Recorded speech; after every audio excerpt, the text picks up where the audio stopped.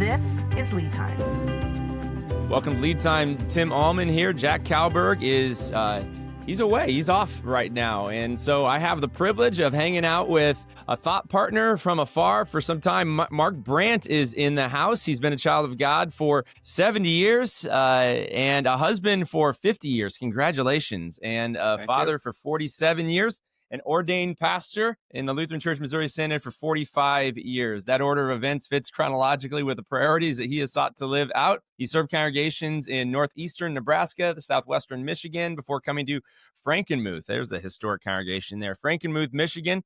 In 1990, after serving as associate pastor at St. Lorenz Lutheran Church for 8 years, he became lead pastor in 1998 and served in that capacity over 20 years until his full-time retirement from full-time ministry at the end of 2020. Pastors don't really retire. He, probably like everyone else, he enjoys having more time to travel, spend time with children, but he also is helping in areas by substitute preaching and currently serving the Michigan district part-time as one of their 3 district facilitators. Thank you for doing that. He's encouraging pastors, one-on-one coach and visits, and we're going to be blessed by our time together today. Prior to retirement, though, he served the church at large as a circuit counselor, a member of the board of directors in the Michigan district, and as a first vice president of the Michigan district from 2009 to 2022. Reverend Mark Brandt is in the house. How you doing, brother? I'm doing very well. I'm going to comment on 2 things from that biography. First of all, the emphasis on that I sought to live out those priorities. That'll probably come out more in this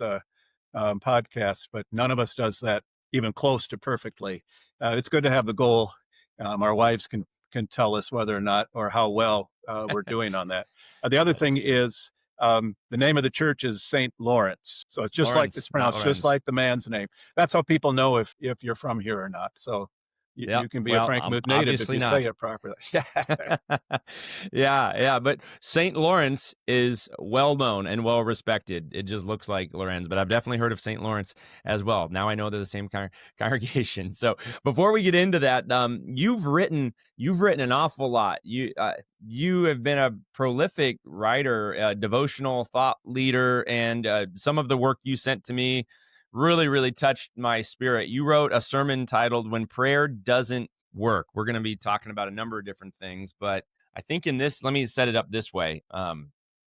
This is like my second or third podcast since the Charlie Kirk assassination, and a number of atrocities, shootings, and evil things in our culture in the name of political. It could be politically motivated, ideologically motivated, maybe even theologically or spiritually motivated. And it's just there's a lot of darkness, and it feels like in our culture today, because we live in such a hyper connected time, that evil is so prevalent. Evil's always been around since the beginning, since the fall. But it feels like for those of us who are calling out to God and trying to make sense of things, and where are you, God, in the midst of evil? You wrote this sermon, "When Prayer Doesn't Seem to Work." How do we biblically address when our prayers, especially in light of the recent events, when our prayers feel like they don't work, Mark? First of all, that sermon came out of some pretty tough circumstances in our family's life, and the title came to me. I'm not going to go into a lot of detail on it, but the title came to me after we had been days and weeks of prayer for our youngest daughter, and something transpired then where it just like, come on, God, and it's like our prayers are not working, and it dawned on me then that I'm not the first person who thought that, and that is something that's common to all Christians, maybe even some non-Christians who don't really have any idea what prayer is, but that prayer doesn't work. And so I had announced that this was going to be a sermon topic coming. It was part of a series that we had done called Stuff Christians Do. And I had a number of people beforehand saying, boy, they couldn't wait for that sermon. They thought they were going to get some answers. And I tried to manage expectations, didn't do a real good job of that, because there really aren't. I mean, there sort of are, but the main thing is when you're in the middle of something like this, I don't really think there are any answers. We're, at least emotionally, we're not in a spot we're not ready to hear those kind of answers. And I looked it up again this morning. There's a great quote from C.S. Lewis from his book, A Grief Observed. And I'm going to read that because um, this really connected with me when I first read it. He said, talk to me about the truth of religion and I'll listen gladly. Talk to me about the duty of religion and I'll listen submissively. But don't come talking to me about the consolations of religion, or I shall suspect that you don't understand. And I mean, that really convicted me for the first however many years of my ministry. I think that's what I did. You know, you go into a situation where somebody's hurting, and we know the scriptures have things to say about that and comfort to bring. But so often, I think, especially men are pretty good at this, and pastors probably in particular, we think we're going to fix something. And so we go in with some scripture passages that are great passages, and it seems as if they're going to apply to this situation. And sometimes they do, but sometimes I'm confident they fall flat because there isn't really anything that's going to fix the situation, or even, as C.S. Lewis said, bring comfort or consolation in that situation. So I've since that whole thing, this was like, I don't know, 10 or 12 years ago with our daughter. But since then, I really tried to balance that out. Sometimes people, they really want to hear what the scriptures have to say that are going to be comforting. Other times, maybe we really just need to listen and let them be angry and hurt and all of those things.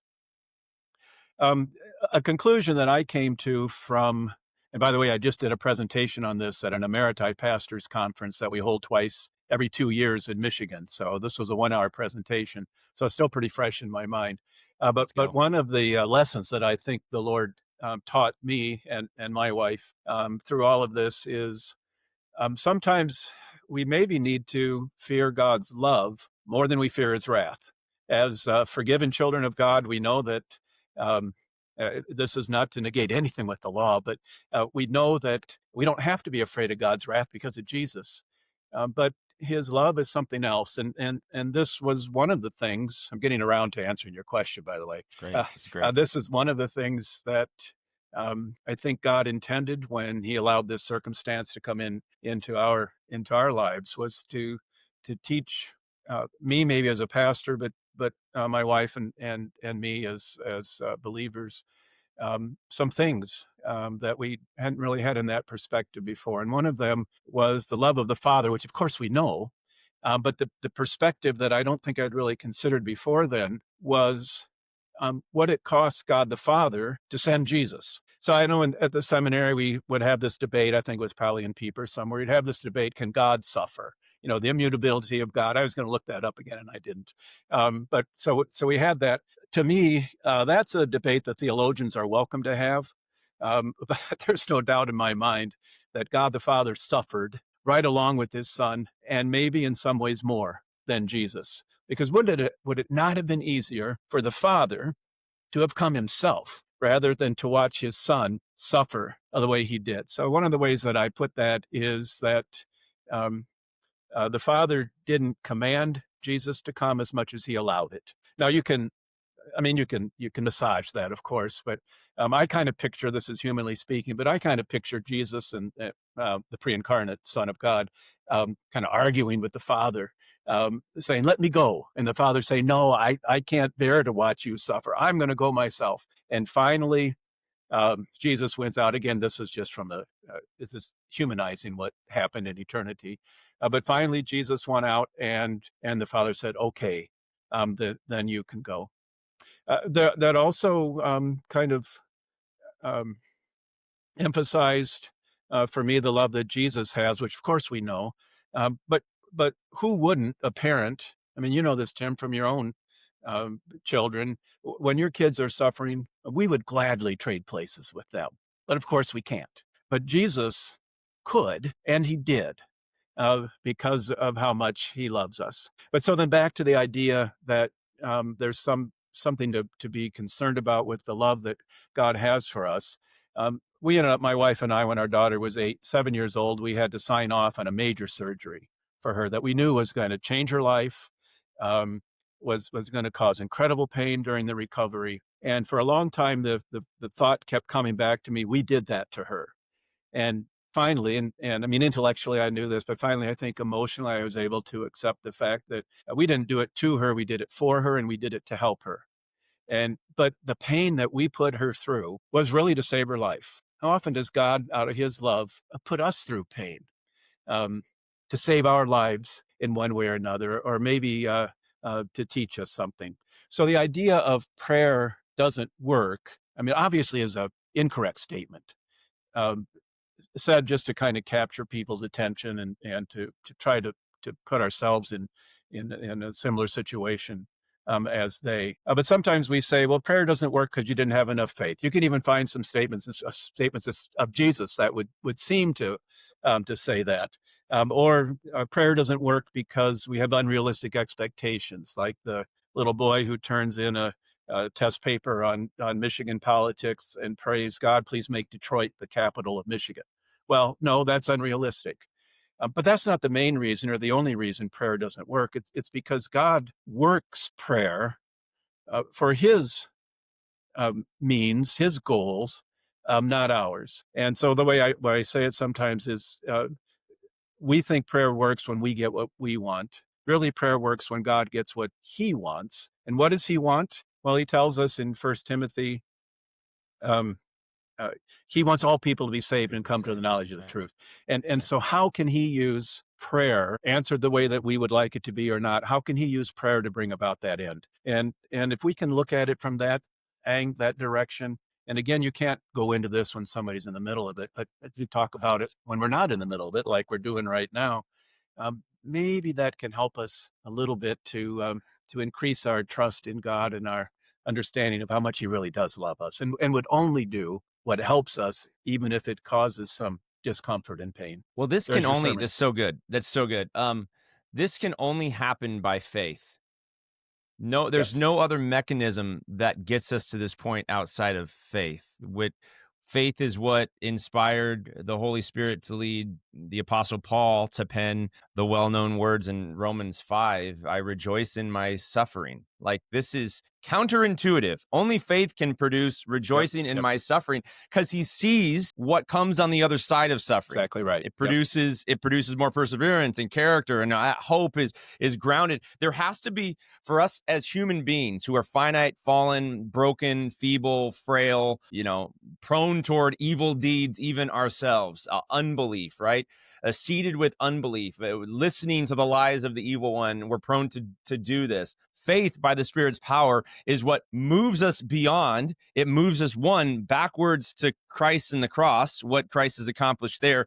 It orients us in the present painful moment to know that the God in the past is here with me now. My baptismal promise is true. And in this moment, I can say two things at the same time.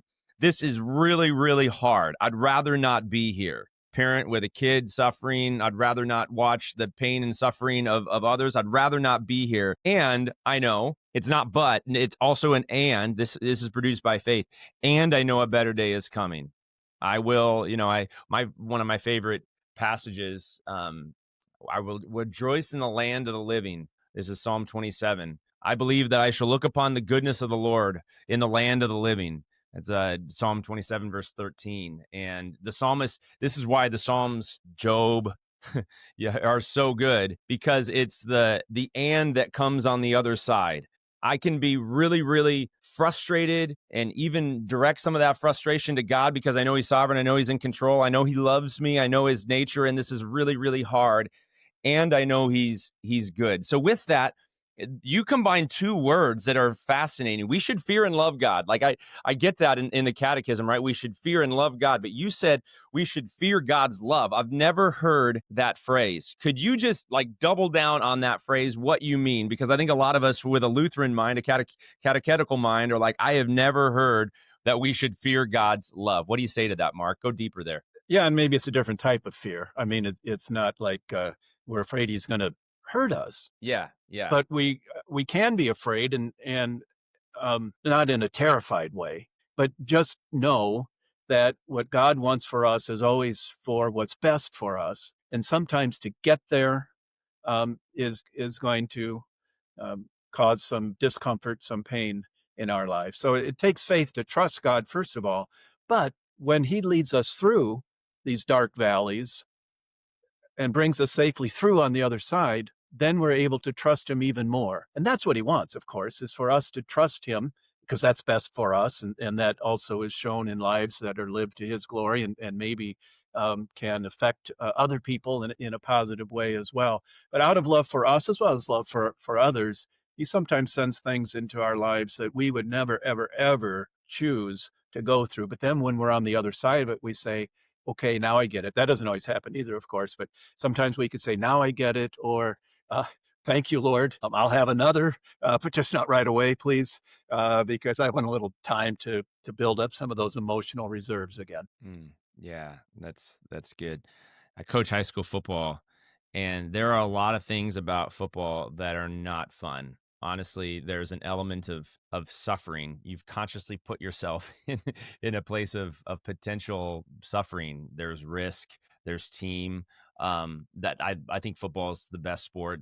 Maybe moms and dads don't agree with me because of the potential, head injuries and things like that. But man, the character that it produces in young men, and we talk about it an awful lot. And a lot of these young men that I get to coach come from really affluent homes where they may not have experienced a lot of suffering. And so building up those reserves, I feel like the church should be a place where we collectively build up, we grow in our faith muscles with one another through inevitable suffering. We rejoice together and we weep together. Have you seen in your ministry life an evolution in the way we grieve, the way we suffer, and then the way we grieve? I've been a pastor 17 years, and I feel like I kind of have, and I don't think it's all good. I think we're more prone today to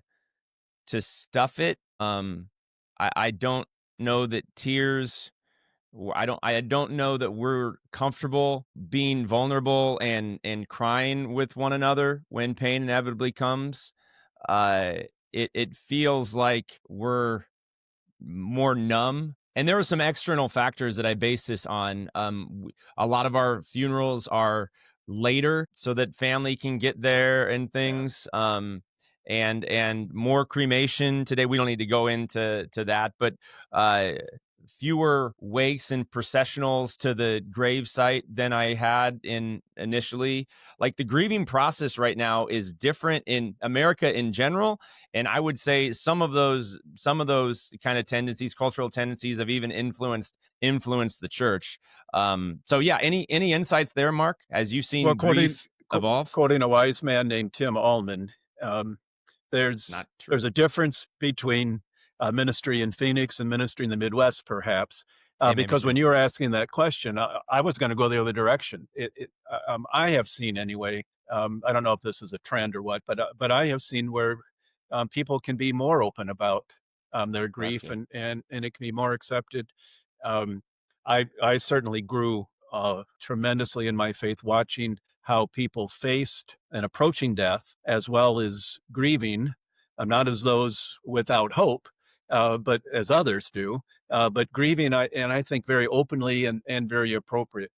Beautiful. So, I mean, that's not universal, of course, but I have observed that quite a bit among Christian people. That's good. And I think in healthier congregations, that is one of the signs that you're healthy, is an ability to grieve. And I'm not even talking about my local context as much, because we have a grief share, and man, I can think of all the widows and widowers that are loving and caring for one another. I guess I was just kind of painting a little broader brush in a suburban urban context. It feels like we move on quicker maybe than other smaller, more intimate communities in the Midwest. Yes. In the Midwest. Yeah. So yeah, that's good. Well, let's get into reaching our community with the gospel. Tell us the Frankenmuth crosses in our lawn story, and then your role, the pastor's role as a community leader, Mark. Let's go there. Okay. So this was 2008, and there was a man who moved into town, rented up an apartment in town. He considered himself to be an activist. He had driven across the bridge coming into town across the Cass River, and he noticed a couple of wooden crosses on the railings on either side that were in some flower planters. The City Beautification Committee had put those in there. And he talked to somebody at the city office and said, I don't think that's appropriate. It's a state highway. And they said, you know what, you might be right. And they took him out. And nobody in town was really upset about that. I think he had a point there. But then he decided, well, if that worked, then he went after the city seal, which is a little closer to our hearts. And on that seal is the Luther Rose. And that's there partly because Frankenmuth was founded by Lutheran missionaries, all of them lay except for one pastor, Lutheran missionaries who came to the Saginaw Valley specifically and intentionally to share the gospel with the natives, their Chippewa Indians living in the area. And so this is part of our history. And they said, now, wait a minute, that's not going to work. And so there was some pretty upset. And the day that the news broke on this, one of our members called me and said, my daughter said we should find the biggest cross we possibly can and just plant it in our yard. And I said, well, yeah, Jim, go ahead. I think that'd be great. And then after we hung up, the light bulb kind of went on for me. And I called one of our members who I knew loved to do woodworking and said, hey, Eddie, what do you think about getting some guys together and making a bunch of crosses that we can hand out, that people can put in their lawns? And he did one right away. It happened to be Thursday. I'm a member of the Thursday Noon Rotary Club in Frankenmuth. So I took the prototype there and I thought, well, let's see what people say. About half of the Rotarians are members of St. Lawrence and the other half are in the community. And boy, were people, I got a loud round of applause. People were so excited about that. So Eddie set up shop in a local contractor's warehouse and he and his buddies went to work producing all sorts of these crosses that we gave away, that we encouraged people to take. Other churches in town started doing the same thing. That Sunday right afterwards, the activist was in church. One of my ushers pointed him out to me before the service. He said, hey, that's Mr. Clark sitting over there. So I thought, well, I better go talk to him. So I talked to him just to just kind of try to see if he was going to, what his intentions were. And he said, I'm not here to cause any, he volunteered. I'm not here to cause any trouble. People told me afterwards he stood up when other people did. He was very respectful. But at that service, I had brought one of the crosses and I held it up and I said, to the current circumstances, we know what's going on. Yes, let's put these crosses in our yard as a symbol of our faith. But remember, the cross is a symbol of love. So we're not going to use it to stab somebody with, and we're not going to use it as a sword or that kind of thing. And he really took that to heart then. And when he dropped the suit a few weeks later, he commented on the fact that the people of Frankenmuth were lovely people, and he really wasn't trying to upset anybody.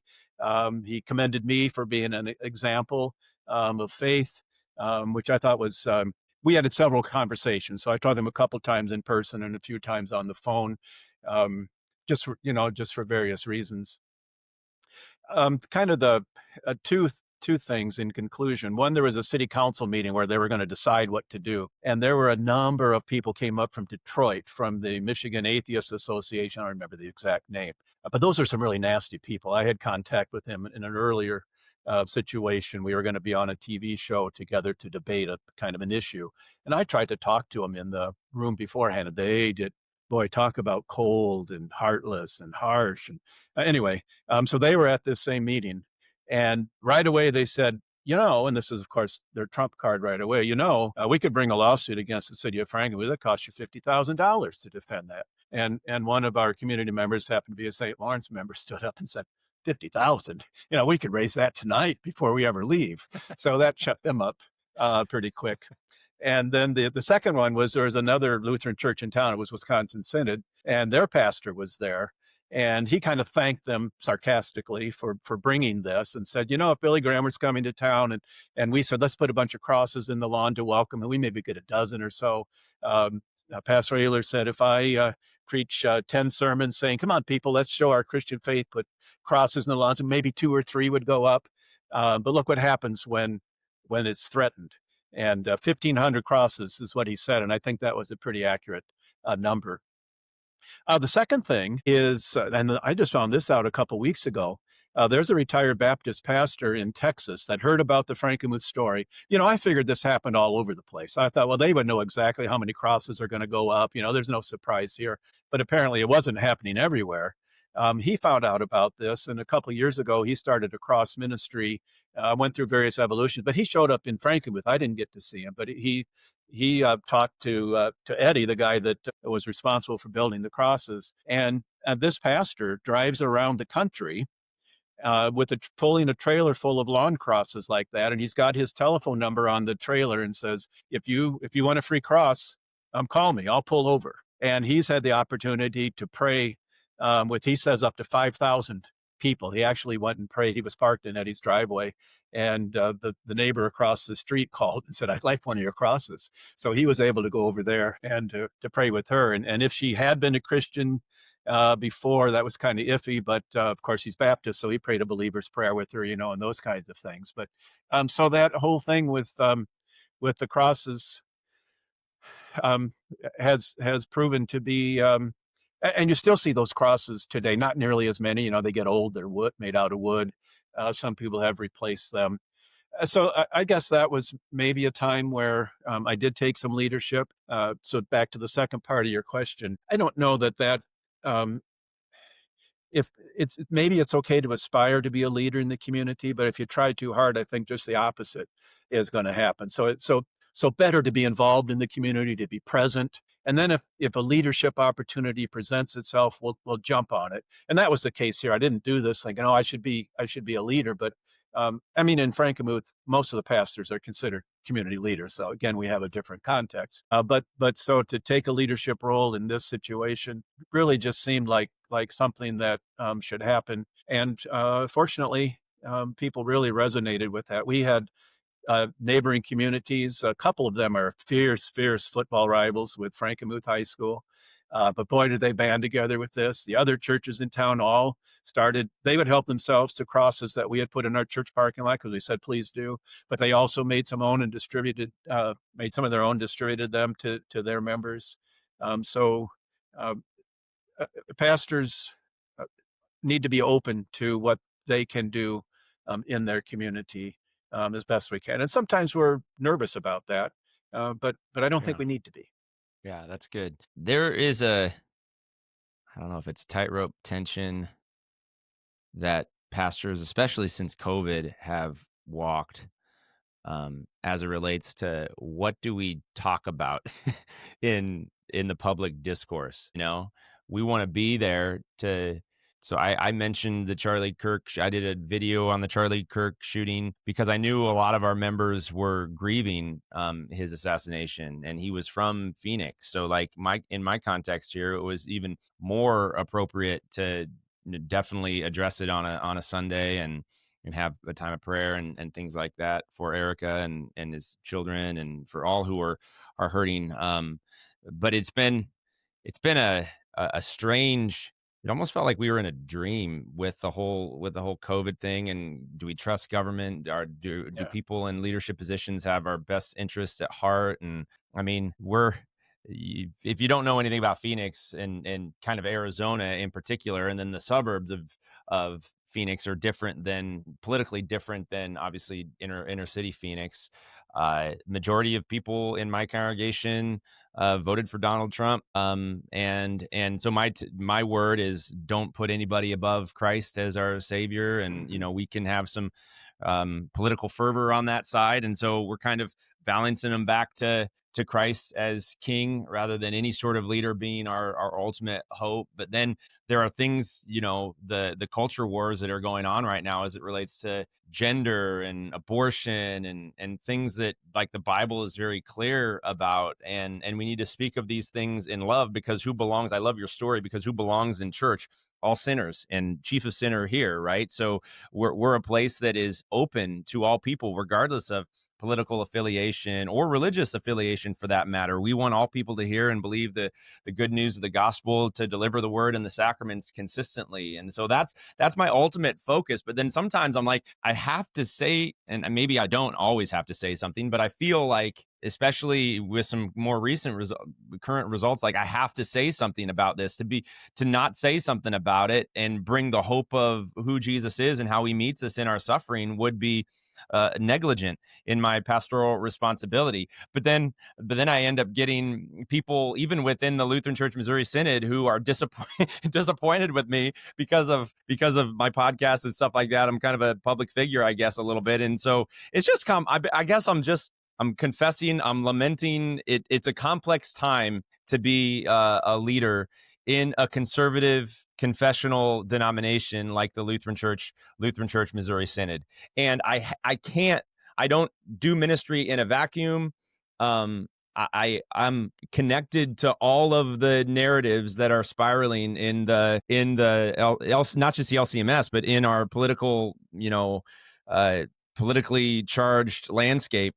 And I'm just doing the best. I guess it's a confession. I'm just doing the best I can. And to some of my friends that were disappointed with me, let's stay in conversation and love and care and listen to one another twice as much as we have strong words against one another, and put the best, I guess this is the final thing, like put the best construction on pastors trying to do ministry to serve people in their local context well, and point them back to Jesus, because red and blue, like at the end of the day, it's all about the advancement of the kingdom for me. And I think that's where we should agree across the landscape here in the LCMS, and then unite toward that end. Anything more to add to that? The tension right now, it's hard to be a pastor in 2025. I guess that's what I'm saying. Well, first, I want to offer a word of encouragement to you, Tim, and not just because that kind of helps to make sure you'll actually air this podcast, but your voice is so important. I've grown to I won't take too long on this, but I've grown to respect you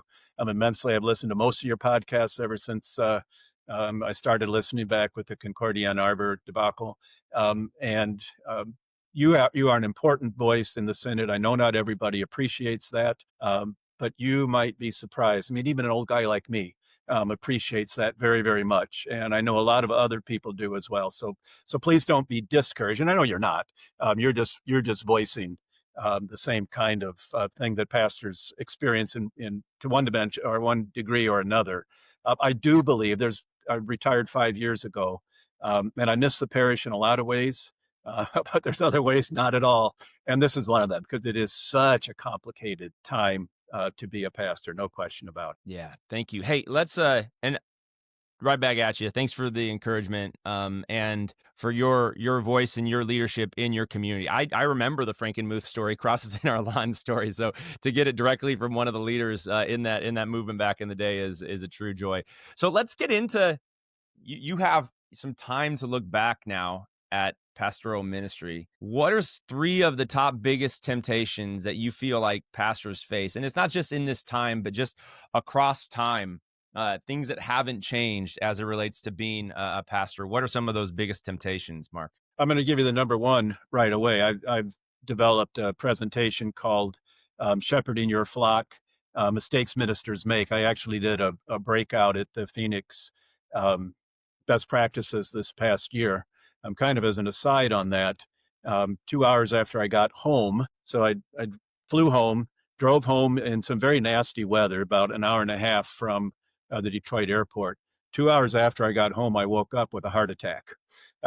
Fortunately, it was a very mild one. But here's a time where the Lord uses something. I've cleaned up my act health-wise quite a bit since then.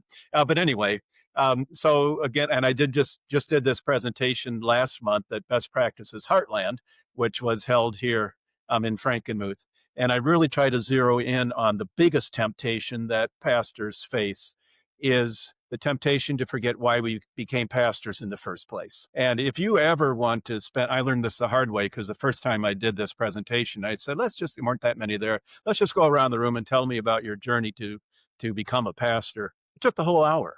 If you want to hear some stories and bring out some emotion, pastors reflecting on the internal call to become a pastor is pretty amazing. So I've really refined that. But I said, think back to when you became a pastor and what was your goal?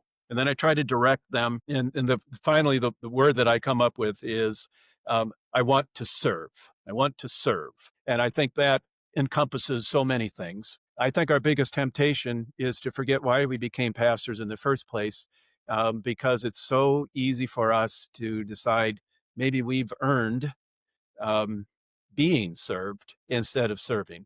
So I've heard that from Pat, not that way, but I've heard that expressed in, pastors considering a call, and well, I have to do what's best for me. Well, that sounds like you want to be served. I think of this in my own case. I volunteered in the district for 25 years before I got a paying position, and now that position, we're doing some work at our house because we've got a little cash that we didn't have before, and so I have to keep reminding myself, okay, I need to keep doing this job as long as I'm doing it for the right reason, not because, that gives us a little bit of financial margin that we didn't have before. So I think that's something for us to be well aware of and we're in and out of this, of course. The temptation is so strong to think that we've deserved something that would come under the area of being served. Hey, can I pause right there? That's Sure. so, yeah, let's pause on that. I'm right there, as well. You've done it for a while, and I've been in my congregation for 12 years, and I love this place, and would love to be here a lot longer if the Lord allows. It's such a sweet community. But man, the evil one can get in the back of your mind, and he just said, well, other people can do that. You don't, this is, beneath you, or you shouldn't, go pick up it. I'll just, this confession time, right, Mark? It's, picking up chairs after the 10:45 service in our life center, which is a multi-use space. And I forgot the other day to say, hey, and if you can help pick up chairs. I think people don't go to that. I think people don't go to that service as much because they're like, I'm gonna pick up chairs at the end. And I'm like, I'm right there with you. So I forgot to ask her to pick up chairs. And then there's like 10 people in the space, about 200 people had left. And then I'm like, I'm really tired. And I'm just thinking this. And I'm like, I really don't want to stay here right now. I think Dan Morton, our campus director, he can do the chairs. And then I caught myself this time. I'm like, what is wrong with you, bro? Like, this is going to take 15 minutes out of the rest of your day. Your nap's going to be there later on in the afternoon, Yeah. pick up the chairs. So that's just a small little story that pastors can get to a place of maybe entitlement, or certain things are beneath us. Jesus came not to be served, but to serve, and to give his very life as a ransom. And so hopefully there are pastors that model this for me. I think of a Jeff Schrank at Christ Church, and how No he question. is, Yep. right, the hospitality that he models for his team. Nothing is beneath him, mopping floors, etc. So hopefully pastors, regardless of how long we've been at a place, can say, I'm going to go first as it relates to serving. And I'm certainly not perfect in that. So I agree with that. Never forget our main why, and it is to serve, not be served. What are some other temptations, Mark? I love that first one. Another one I have is we give in to the temptation to, whether this is intentional or not, to think that the end justifies the means. I've got a couple of examples there. One is, I know we don't want to go into this in great detail, but the whole thing with Concordia Ann Arbor, um, I refuse to vilify the individuals who are responsible for that. I know that they are well-intentioned Christian men, and probably some women on the board as well. And they had a goal in mind for what happened at Concordia Ann Arbor. They still haven't told us what that is, but they have a goal in mind for that. But the means that they use to achieve that goal, um, oh man, I can't even come up with a word for that. So it seems to me that without intentionally doing it for them, the end justified the means. Another one that comes to mind is sometime when you run out of other guests, have me come back on and we'll talk about the history of St. Lawrence and Frankenmuth, because I was reviewing that, and the parallels between what happened there and what's going on in our synod right now are phenomenal. And one of those I'll just briefly say, where it seems like the unjust seemed to justify the means, was there was a big falling out between Wilhelm Ley, who was the genius behind, never came to America, but the genius behind Frankenmuth, a fallout between him and the leadership of the Missouri Synod at the time. And I don't think that our synod's leadership, great men as they were, fantastic theologians and leaders, for them, and I think this is as much a reflection of the times as anything else, but boy, the way they treated the man who was more than anyone, and Walther himself had said this, more than anyone responsible for the founding of the Missouri Synod and the early success of the Synod, the way he was just pushed aside over some theological disagreements, which were real and needed to be addressed, but the vilification and the just completely cutting all ties with him, the the means by which they brought about this declaring the differences that could not be resolved theologically, I don't think they were that great. Big differences anyway, but the means that they used were far from gentle and loving. Do you want me to go Well, on, or are you? I should probably comment. Let our yes be yes and our no be no, and put the best construction in everything, and um, seek to build bridges of understanding with those that you disagree with. And I can disagree with someone on one topic and still call them a brother in Christ. And I can be right in the wrong ways. And I think that's another way to say ends justifying the means. If we lose our character, the character of Christ, which confronts things in the dark and brings them into the light. And if anyone in a leadership position, and this can happen in a local church, it can happen in a district, just whatever. If you're having conversations about another person to hurt their character, and they're unaware of it, and this gets to the prior approval things and some of the damage that's been done there that can certainly be confessed, and we can forgive and move on, and we can be better as a church. And the Ann Arbor story is a very, very public story where there was obviously conversation that was taking place. It was going to hurt a lot of people. And then a lot of people that could have, this is the way I, as a layman, from beyond this kind of understanding, kind of looking back now a year or so later, see it. There could have been people who were in the context there at Concordia Ann Arbor who could have been made more aware of the struggles, that could have offered others solutions. But there was an end that, and it's still, I guess, an end that it was in mind that didn't necessitate, at least by the leaders' understanding, various leaders' understanding on their board, it didn't necessitate letting a lot of people who were going to be affected at Concordia Ann Arbor into the story early enough. And it's just, it's even now talking about it, I'm very uncomfortable. It's a wound that I pray gets healed by the Spirit and Spirit's power to bring more unity to our church body. And it's obviously something we're going to be talking about as we head into the Synod Convention next. Well, a lot of resolutions went from the Michigan district Right. for the synodical, whether or not they'll pass the floor committee or not, but a lot of resolutions about what went on there are heading to Synod right now. Hey, well, we only got time for your last temptation, and then I am going to send an email, and we're going to have you back on. There's a lot more to share. I want to talk about the LCMS and St. Lawrence and Frankenmuth story, and it's very, very formative. The way it was formed as a missional community to reach Native Americans, that needs to be told more consistently. And I'm sure it's messy as all things that include sinners involved in it. So the final temptation, though, that pastors face, and then we'll have you back on, Mark. Okay, I'm going to say to live in the echo chamber. So we listen to people and go on sites that agree with us and really just serve to make us more convinced that we're right. And kind of something you said reminded me. Somebody once told me, wasn't my wife, but she appreciates that I remember this sometimes, is don't be so concerned with being right that you forget to be loving. And in the echo chamber, there's not much loving that's going on. And in fact, we just become more and more convinced that we are right. And when that's the case, we forget about speaking the truth in love and with love, and we just kind of want to win. Yeah, it's really rough, and no one wins. I want to be righteous, which starts with confession, absolution. It starts with confessing that pursuit of being right, for my own glory, not for the glory of God. Is sin that must be confessed. And I guess we talk about LCMS kind of dynamics, and it's uncomfortable. But I pray for leaders at every level that we can deal with the man or the woman who's right across from us, eyeball to eyeball, face to face, and set aside their associate. Tribalism is increased in the LCMS. Could we set aside their association, their liking of whatever that group, and just deal with them as they come to me?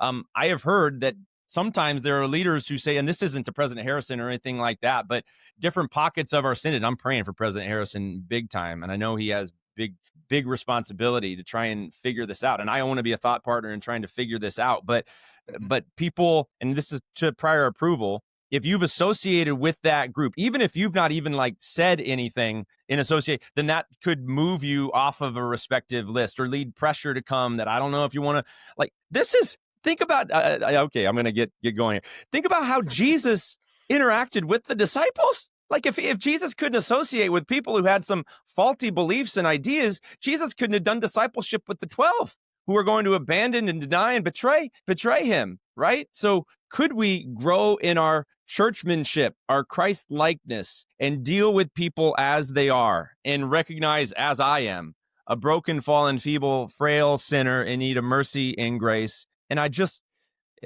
at the end of the day, it's like, can't we all just get along? It's not that simple because we're prideful human beings, but can't we just love and care for one another and put the best construction on worship practices and leadership development, all of that, and enter in with a hopeful, joyful, optimistic perspective, which is what the empty tomb of Jesus gives to us, and then unite, have disagreeable but agreeable conversations around areas that we kind of have nuanced agreement. And this has been the story of the entire LCMS. This is why it still exists today. We haven't done it perfectly, but we've continued to do it. And I'm praying we continue to do it. We don't run away from the hard topics. You just brought out 3 temptations that move from the local even to the district and national level. And it should be something that moves us nearer to one another in confession and love and forgiveness rather than further away. So yeah. Any final comments, Mark? We can do that, Tim. We can. We are able to do it. It just takes a conscious effort Courage. And some intentionality. And takes courage. I know you always ask, what are your prayers for the synod? So my top prayer on that goes along with that, is that we would intentionally spend time building relationships with one another. That's a big part of my job as a district facilitator. It's kind of the genius of President Davis in putting this together, and that's another story. But I sit in the office of pastors. St. Lawrence congregation, a lot of people wouldn't really believe this. We have a very contemporary worship service. We call it Connect. It has its own auditorium, and people in this part of the world know that. And I sit in the office with guys who wouldn't touch a contemporary service with a 10-foot pole, but we're establishing some great connections, building relationships. And when that happens, I think 2 things happen. One is you learn to trust each other just a little bit more. We start out with a little bit of trust for one another, but boy, can we build on that. And the second thing is, it's the old iron sharpens iron thing. So sometimes when I have a good relationship and I'm open talking with somebody, sometimes maybe my position gets modified a little because it's, oh yeah, I didn't think about it that way. Or other times, my position, at least in my own mind, gets clarified. And maybe I'm able to speak more clearly about it because I'm hearing objections that I hadn't considered myself. And so if we can, that's my prayer primarily, is that we can just be more intentional about developing relationships with one another, and not just those with whom we know are going to get along or those with whom we agree. Yeah. Pride says, I want to win. And humility says, I got a lot to learn. And I'm just praying for more humility in our church. And you model that beautifully, Mark. If people want to connect with you, how can they do so? Best way is mark.brandt, BRENDT, at michigandistrict.org, mark.brandt at michigandistrict.org. Or you can just go to the district website and look for Connect with a District Facilitator. That's the title. And it's pretty easy to find there. I love it. I'd love to hear from people.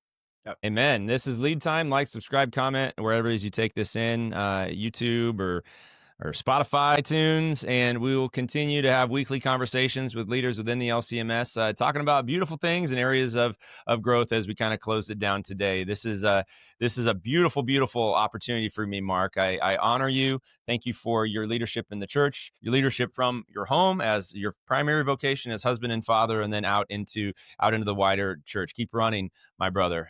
Keep running. Very, very grateful for you. So this is a good day. Go make it a great day. Jesus loves you very, very much. Peace of the Lord. Thanks, Mark. Thanks, Tim. You've been listening to Lead Time, a podcast of the Unite Leadership Collective. The ULC's mission is to collaborate with the local church to discover, develop, and deploy leaders through biblical Lutheran doctrine and innovative methods. To partner with us in this gospel message, subscribe to our channel, then go to theuniteleadership.org to create your free login for exclusive material and resources, and then to explore ways in which you can sponsor an episode. Thanks for listening, and stay tuned for next week's episode.